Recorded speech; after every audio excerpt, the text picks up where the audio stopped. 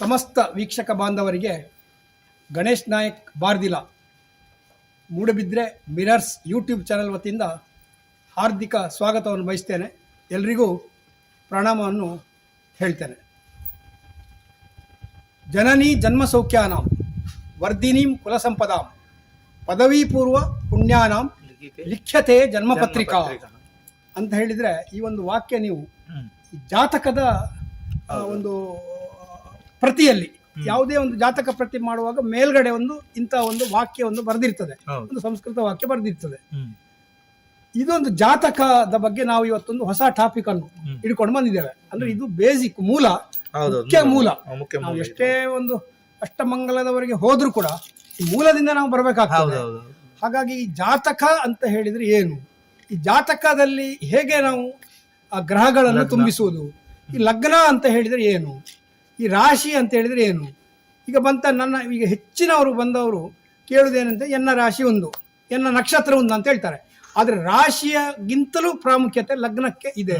ಹಾಗಾಗಿ ಇವತ್ತಿಗೆ ನಮ್ಮೊಂದಿಗೆ ಈ ಜಾತಕದ ಬಗ್ಗೆ ತಿಳಿಸ್ಲಿಕ್ಕೆ ಉಡುಪಿಯಿಂದ ಬಂದಿದ್ದಾರೆ ಗುರುಪರಂಪರಾ ಜ್ಯೋತಿಷ್ಯ ಕೇಂದ್ರದ ಖ್ಯಾತ ಜ್ಯೋತಿಷ್ಯರಾಗಿರುವಂತಹ ಅವರು ದೈವಜ್ಞರೂ ಹೌದು ಶ್ರೀಯುತ ಆರೂರು ಕಿರಣ್ ರಾವ್ರವರನ್ನು ನಾನು ನಮ್ಮ ಮೂಡಬಿದ್ರೆ ಮಿರರ್ಸ್ ಯೂಟ್ಯೂಬ್ ಚಾನಲ್ ಪರವಾಗಿ ಹಾರ್ದಿಕವಾದ ಸ್ವಾಗತವನ್ನು ಬಯಸ್ತೇನೆ.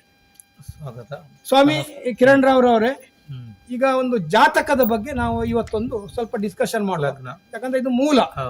ಹುಟ್ಟಿದ ಒಂದು ಮಗುವಿಗೆ ಯಾರು ಕೇಳಿದ್ರು ಜಾತಕ ಉಂಡ ಅಂತ ಕೇಳ್ತಾರೆ, ಅಥವಾ ಯಾವುದೇ ಒಂದು ಸಮಸ್ಯೆ ಬಂದಾಗ ಅಥವಾ ಯಾವುದೇ ಒಂದು ಉನ್ನತ ಸ್ಥಿತಿ ಏರುವಾಗಲೂ ಅದು ಎರಡೂ ಸಮಯದಲ್ಲಿ ಸಮಚಿತ್ತವಾಗಿರುವಾಗ ನಾವೊಂದು ಜ್ಯೋತಿಷ್ಯರ ಹತ್ರ ಹೋದ್ರೆ ಅವ್ರು ಕೇಳ್ತಾರೆ ಜಾತಕ ಉಂಟಾ ಅಂತ ಹೇಳಿ. ಹಾಗಾದ್ರೆ ಜಾತಕ ಅಂತ ಹೇಳಿದ್ರೆ ಏನು, ಜಾತಕದಲ್ಲಿ ಬರುವಂತ ಲಗ್ನ ಅಂತ ಹೇಳಿದ್ರೆ ಏನು, ರಾಶಿ ಅಂತ ಹೇಳಿದ್ರೆ ಏನು, ನಕ್ಷತ್ರ ಅಂತ ಹೇಳಿದ್ರೆ ಏನು, ಇದನ್ನು ನಮ್ಮ ವೀಕ್ಷಕ ಬಂಧುಗಳಿಗೆ ನೀವು ತಿಳಿಸ್ಬೇಕಂತ ಹೇಳಿ ಕೇಳ್ತೇನೆ. ಪೂರ್ವ ದಿಕ್ಕಿನಲ್ಲಿ ಉದಯಿಸುವ ರಾಶಿಯನ್ನು ನಾವು ಲಗ್ನ ಅಂತ ಕರಿತೀವಿ. ಪೂರ್ವ ದಿಗಂತದಲ್ಲಿ. ಹಾಗೆ ರವಿಯಿಂದ ಈ ಚಂದ್ರ ಯಾವ ರಾಶಿಯಲ್ಲಿ ಇರ್ತಾನೋ ಅದನ್ನು ನಾವು ರಾಶಿ ಅಂತ ಕರಿತೇವೆ. ಅಂದ್ರೆ ನಾವು ಹುಟ್ಟುವಾಗ ಮಗು ಹುಟ್ಟುವಾಗ ಪೂರ್ವ ದಿಗಂತದಲ್ಲಿ ಯಾವ ರಾಶಿ ಇರ್ತದೆ ಮೂಲತಃ ಲಗ್ನ. ಅಂದ್ರೆ ಅದರಲ್ಲಿ ಸ್ಫುಟ ಮಾಡ್ಲಿಕ್ಕೆ ಉಂಟು. ಸ್ಫುಟ ಉಂಟು, ನೋಡಿದ ತಕ್ಷಣ ಹೇಳಿದ ತಕ್ಷಣ ಅದು ಲಗ್ನ ಅಂತ ಹೇಳಲಿಕ್ಕೆ ಆಗುದಿಲ್ಲ. ಸ್ಫುಟ ಮಾಡಿ ನಾವು ಹೇಳುದು, ಸ್ಫುಟ ಮಾಡಿ ತುಂಬಾ ಕೆಲಸ ಉಂಟು, ಸ್ಫುಟ ಮಾಡಿ ಹೇಳುವಂತ. ಆಮೇಲೆ ರವಿಯಿಂದ ಚಂದ್ರನ್ ಯಾವ ರಾಶಿಯಲ್ಲಿ ಇರ್ತಾನೋ ಆ ರಾಶಿಗೆ ನಾವು ಈಗ ಚಂದ್ರ ರಾಶಿ, ಈಗ ತುಲಾದಲ್ಲಿ ಚಂದ್ರನ್ ಬಂದ್ರೆ ತುಲಾ ರಾಶಿ ಅಂತ ಕರಿತೇವೆ. ಅದೇ ಮಿಥುನ ರಾಶಿಯಲ್ಲಿ ಚಂದ್ರ ಇದ್ರೆ ನೀವು ಮಿಥುನ ರಾಶಿ ಅಂತ, ಆ ಮಿಥುನ ರಾಶಿ ಅಂತ ಹೇಳ್ತೇವೆ. ಲಗ್ನ ಮತ್ತೆ ಯಾವ ರಾಶಿ ಉದಯ ನಮ್ಗೆ ಇದಾಗ್ತದೆ ಅದೇ ಲಗ್ನ ಅಂತ ನಾವು ಹೇಳ್ತೇವೆ.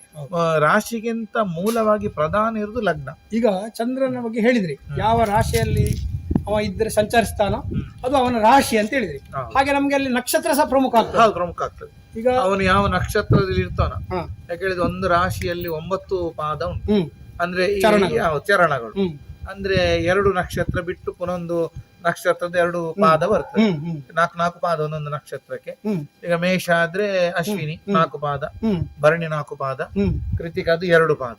ಹಾಗೆ ಅವನು ಯಾವ ಈ ನಕ್ಷತ್ರದಲ್ಲಿ ಯಾವ ಪಾದದಲ್ಲಿದ್ದಾನೋ ಆವಾಗ ಆ ರಾಶಿಯಲ್ಲಿದ್ದಾನೆ, ಆ ನಕ್ಷತ್ರದಲ್ಲಿದ್ದಾನೆ ಅಂತ ನಮ್ಗೆ ಹೇಳಲಿಕ್ಕೆ ಆಗ್ತದೆ. ಈಗ ನಕ್ಷತ್ರದ ವ್ಯಾಪ್ತಿ ಎಷ್ಟರವರೆಗಿರ್ತದೆ? ಯಾಕಂದ್ರೆ ನಾನು ಒಂದು ಉದಾಹರಣೆ ಕೊಡುದಾದ್ರೆ, ಇವತ್ತು ಒಂದು ಚಂದ್ರ ಯಾವ ರಾಶಿಯಲ್ಲಿ ಇದ್ದಾನೆ, ಈಗ ಎಷ್ಟು ಯಾವ ನಕ್ಷತ್ರದಲ್ಲಿದ್ದಾನೆ, ಆ ನಕ್ಷತ್ರದ ವ್ಯಾಪ್ತಿ ಎಷ್ಟುಂಟು.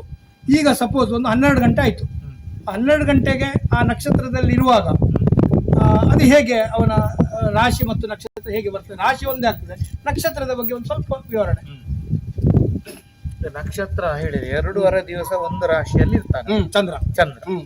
ಅವನು ಯಾವ ನಕ್ಷತ್ರದಲ್ಲಿ ಇರ್ತಾನೋ ಅಂದ್ರೆ ನಮ್ಗೆ ಈಗ ನೋಡಿದ ಒಳ್ಳೆ ಗೊತ್ತಾಗ್ತದೆ. ಏನೋ ಸ್ಫುಟ ಮಾಡ್ತೇವೆ, ಸ್ಫುಟ ಮಾಡಿದ್ರೆ ನಮ್ಗೆ ಗೊತ್ತಾಗ್ತದೆ ಇಂತ ಒಂದು ಚರಣದಲ್ಲಿ ಇದ್ದಾನೆ ಹೇಳಿ.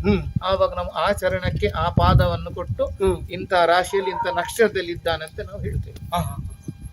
ಹಾಗಾಗಿ ಅಲ್ಲಿ ಲಗ್ನ ನಮ್ಗೆ ರಾಶಿ ನಕ್ಷತ್ರ ಚರಣ ಪ್ರಮುಖ, ನಮಗೆ ಪ್ರಮುಖವಾಗಿರುವುದು ಲಗ್ನ. ಯಾಕೆ ಹೇಳಿದ್ರೆ ಒಂದು ಮನುಷ್ಯನ ಒಂದು ಮೂಲ ಅಂತ ಹೇಳ್ತೇವೆ, ಶರೀರ ಅಂತ ಹೇಳ್ತೇವೆ. ಅವನಿಂದ ತಲೆಯಿಂದ ಎಲ್ಲ ಕಾಲು ತನಕ 12 ಭಾವಗಳು ಎಲ್ಲವೂ ಬರ್ತದೆ. ಈಗ ರಾಶಿಯಲ್ಲಿ ಕೂಡ ಕಾಲಪುರುಷ ಅಂಗಗಳು ಅದು ಮೇಷದಿಂದಲೇ ಬರುತ್ತೆ, ಅದು ಚೇಂಜ್ ಆಗುದಿಲ್ಲ. ಇದೇ ರೀತಿ ಹೌದು, ಲಗ್ನದಲ್ಲಿ ಬರುವಾಗ ಎಲ್ಲ ಬೇರೆ ಲಗ್ನ, ಯಾವ ಲಗ್ನ, ಲಗ್ನಾಧಿಪತಿ, ಹಾಗೆ ಅದೆಲ್ಲ ನಾವು ನೋಡ್ತೇವೆ.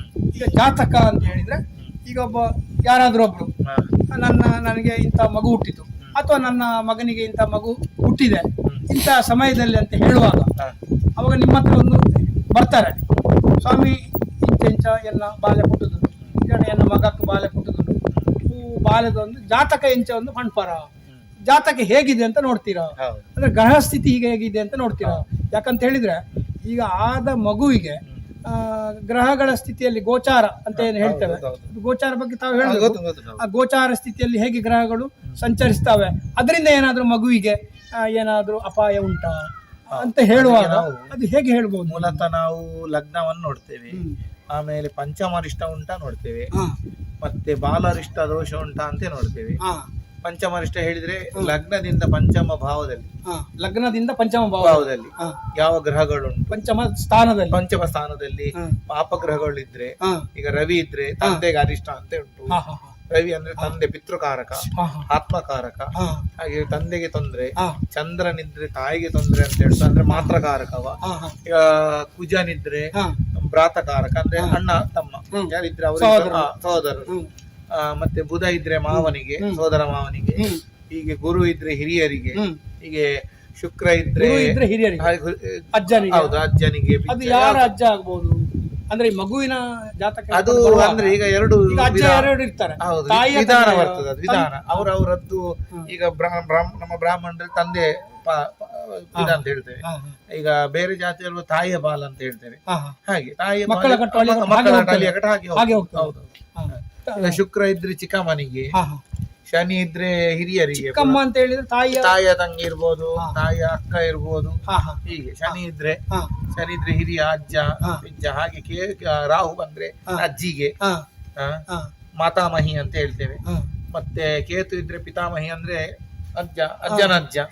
ಈ ರೀತಿ ತೊಂದರೆ ಆಗ್ಬಹುದು ಅಂತ ಹೇಳ್ತೇವೆ. ಮತ್ತೆ ಬಾಲರಿಷ್ಟ ಹೇಳಿ.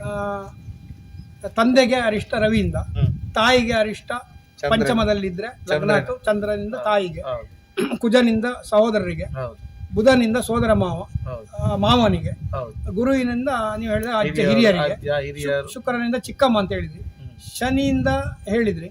ಸ್ವತಃ ಮಗುವಿಗೆ ಆದ್ರೆ, ಈಗ ಮಗುವಿಗೆ ತೊಂದರೆ ಉಂಟು, ಮಗುವಿಗೆ ತೊಂದರೆ ಇದ್ರೆ ಬಾಲರಿಷ್ಟ ಅಂತ ಹೇಳ್ತೇವೆ ನಾವು. ಅದು ಲಗ್ನದಲ್ಲಿ ಪಾಪ ಗ್ರಹಗಳು ಬರಬಾರ್ದು.